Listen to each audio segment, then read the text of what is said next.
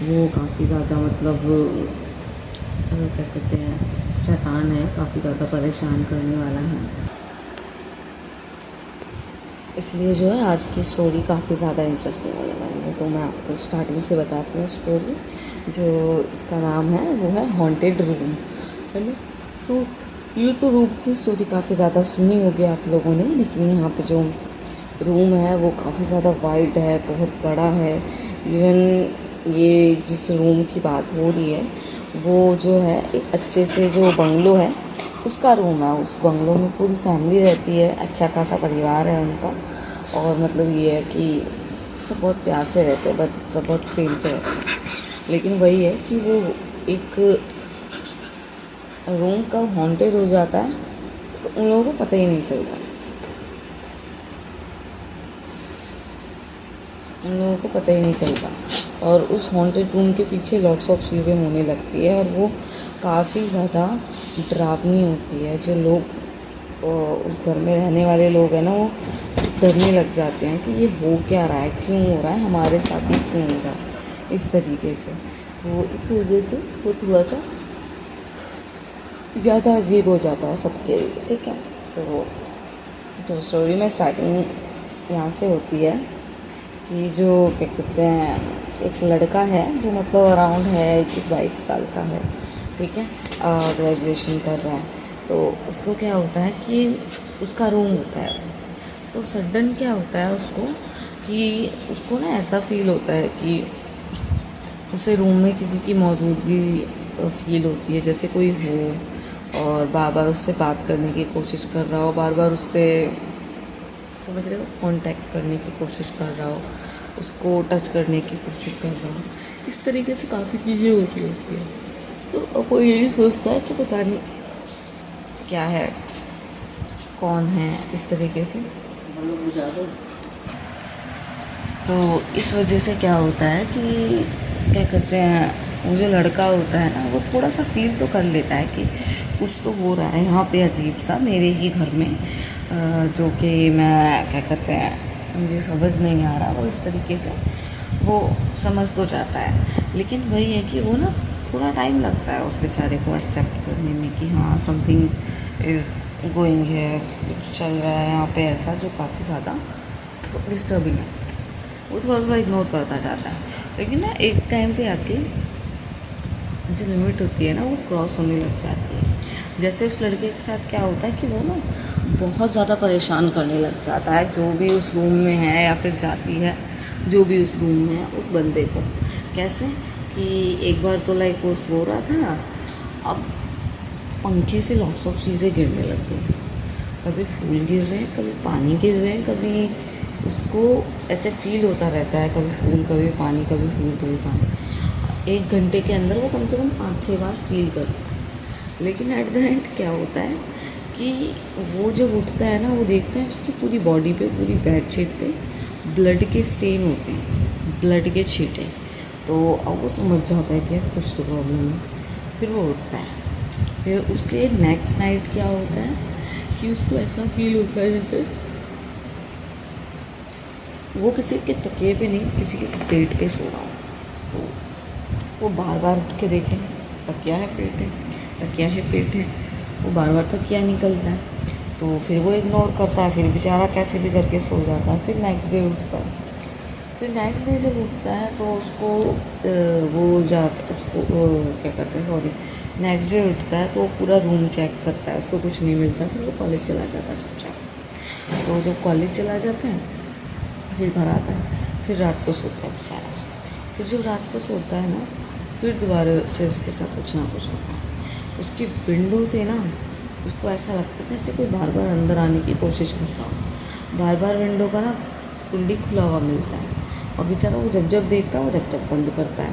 तो वही परेशान हो जाता है कि बार बार विंडो खोल कौन रहा है, क्योंकि मैं तो सो रहा हूँ, मैं तो नहीं खोल रहा। तो इस तरीके से वो बहुत परेशान होता है। तो फिर वो समझ जाता है कि यहाँ पे कुछ तो है। अब वो ये सोचता है कि अब मुझे अपनी फैमिली को बताना चाहिए, क्योंकि ब्लड स्टेन, ठीक है, और विंडो का हिलना ये सब नॉर्मल नहीं है। तो इतना सोच कर ना वो डिसाइड कर लेता है कि मैं अपनी फैमिली को सब बता देता हूँ इस चीज़ के बारे में जो भी यहाँ पे चल रहा है। तो ऐसा करके वो क्या करता है, फिर अपनी फैमिली के पास जाता है और बताता है कि मेरे साथ ना रूम में ऐसी ऐसी चीज़ें हो रही है, वो बिल्कुल भी एक्सेप्ट करने लायक नहीं है।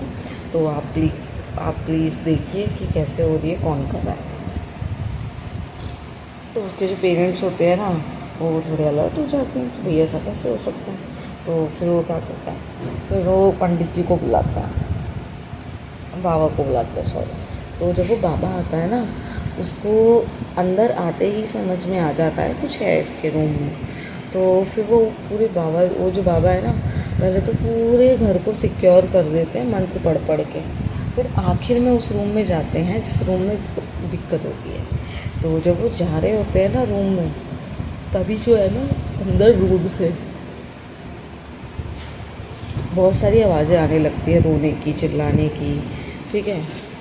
तो इस तरीके से जब आवाज़ें आने लगती है ना, तो इन लोगों को समझ में भी आ जाता है, इन लोगों को भी कि कुछ है। तो वो लड़का होता है ना, वो बहुत डर जाता है। वो ऐसा सोच रहा होता है कि भाई मैं इतने दिनों से इतनी मतलब वो स्पिरिट्स के साथ रह रहा था, आत्माओं के साथ रह रहा था, इस तरीके से ना। तो वो सोच रहा होता है। फिर क्या होता है, वो बाबा ना फिर अंदर जाता है। तो जब वो बाबा अंदर जाता है ना, तो वो देखता है, कि जो क्या नाम है उसका, पूरा जो रूम है ना, पूरा रूम एकदम गंदा पड़ा है। पूरे रूम की वॉल पे ना ऐसे चलने के निशान है, पैरों के निशान, ठीक है, चलने के निशान है। और वो बाबा ना समझ तो जाता है कि इसके अंदर जो भी है ना, काफ़ी ज़्यादा पावरफुल है। बिकॉज़ कोई भी वो हो सकती है, स्पिरिट हो सकती है, बट अगर वॉल पे वो चल पा रही है तो नेक्स्ट लेवल की स्पिरिट है, ठीक है। बहुत सारी सिद्धियाँ प्राप्त होंगी उनको, ऐसा करके। तो फिर वो डिसाइड ये करता है बाबा कि पहले इसका पता लगाया जाए कि कहाँ से आई है। तो फिर वो ना बैठ के वहीं पे मंत्र वंत्र करता है, और फिर उसको पता चलता है। तो वो फैमिली को बोलता है सामने आके बैठ जाओ, वो कुछ नहीं करेगी।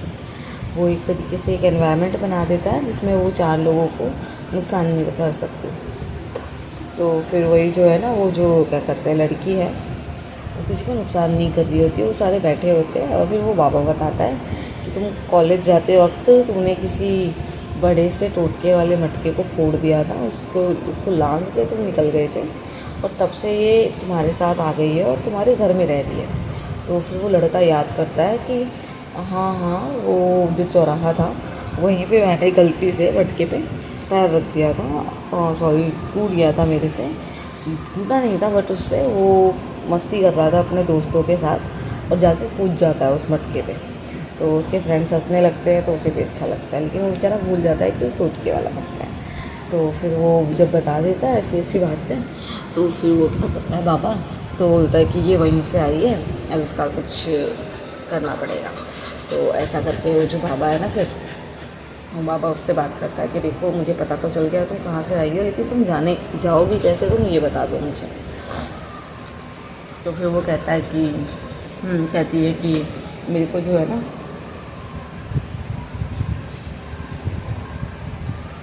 मैं आराम से चली जाऊंगी, लेकिन जो मुझे है ना, क्या कहते हैं, किसी पानी वाले एरिया में छोड़ना।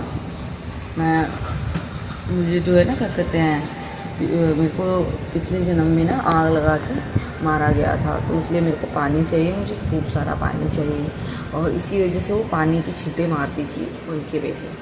तो फिर वो जो है ना बाबा, वो क्या करता है, उसकी जो स्पिरिट होती है उसको कलश में बंद करके फिर उन लोगों को बोलता है कि हमें ना इसको पानी के पास छोड़ना होगा। फिर वो क्या करते हैं, फिर वो लोग जाते हैं गाड़ी से, और क्या कहते हैं, जो बीच एरिया होता है ना, वहाँ पे पानी में छोड़ देते हैं। वो जानबूझ के बीच एरिया में छोड़ते हैं ताकि वो समंदर के पास और आगे चली जाए, क्योंकि अगर झील वगैरह में छोड़ते हैं, फिर छोटी मोटी नदी में छोड़ते तो वो लोगों को परेशान करते हैं। इसलिए वो बीच एरिया सिलेक्ट करते हैं जिससे वो सीधा समंदर में चली जाए। तो अब जाके उसको शांति मिल जाती है, और लड़की को सबक मिल जाता है कि ऐसी किसी चीज़ों को टच नहीं करना, कूदना नहीं है, देखना नहीं है, ऐसे करके उसको सबक मिल जाता है। तो कैसी लगी आपको आज की स्टोरी, आप मुझे कमेंट सेक्शन में ज़रूर बताना। बाय बाय, टेक केयर, मिलते हैं नेक्स्ट वीडियो में।